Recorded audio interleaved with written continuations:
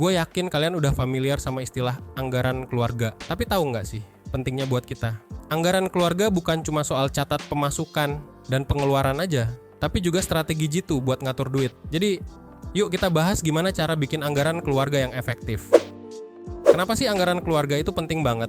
Pertama, dengan anggaran lo bisa kontrol kebiasaan belanja dan capai tujuan finansial lo. Plus, ini juga bantu mengurangi debat uang di keluarga. Gue akan kasih tahu lo gimana caranya memulai. Mulai dengan ngumpulin semua info keuangan. Audit keuangan semua anggota keluarga, catat tabungan, hutang, dan pengeluaran bulanan. Ini penting buat bikin anggaran yang realistis. Salah satu cara efektif adalah tinggal mengkategorikan pengeluaran lo. Ada pengeluaran tetap seperti hipotek, pengeluaran variabel kayak tagihan telepon, dan pengeluaran diskresioner. Dengan cara ini, lo bisa evaluasi dan kelola pengeluaran lebih baik. Juga, kenalin berbagai metode anggaran. Ada zero based budgeting di mana setiap dolar diberi tugas, atau metode 50-20-30. Setiap metode punya kelebihan dan kekurangannya. Jadi pilih yang paling cocok buat keluarga lo. Penting banget untuk terus ngawasin dan menyesuaikan anggaran keluarga lo. Kehidupan itu dinamis, dan anggaran lo juga harus bisa beradaptasi.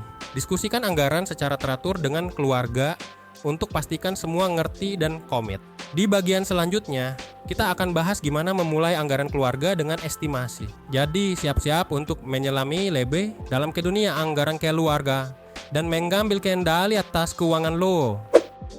Oke, sekarang kita mulai dengan membuat estimasi keuangan. Ini termasuk menaksir tabungan, hutang, dan pengeluaran rutin bulanan. Estimasi ini memberikan gambaran umum tentang situasi keuangan lo, mulai dengan menaksir penghasilan bulanan dan catat semua pengeluaran.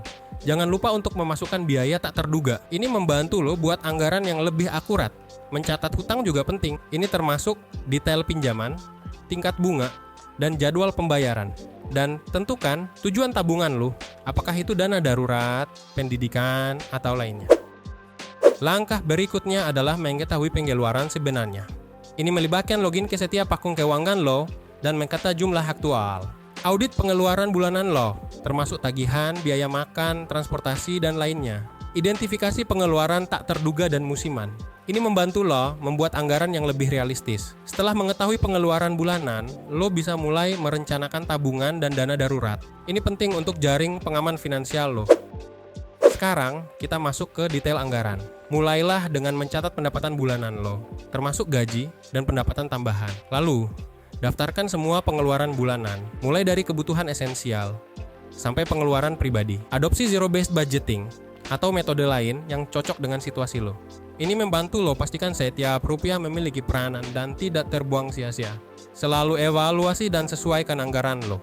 Perubahan pendapatan, pengeluaran, atau tujuan finansial mungkin memerlukan penyesuaian.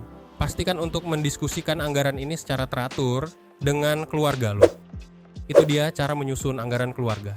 Anggaran bukan cuma soal catat angka, tapi membuat keputusan finansial yang lebih sadar. Untuk tips, strategi, dan panduan lebih lanjut tentang keuangan, jangan lupa like, comment, share, and subscribe kami di Psychology of Finance. Kita ada untuk membantu lo mencapai kebebasan finansial dengan berbagi wawasan yang berdasarkan pengetahuan psikologi keuangan.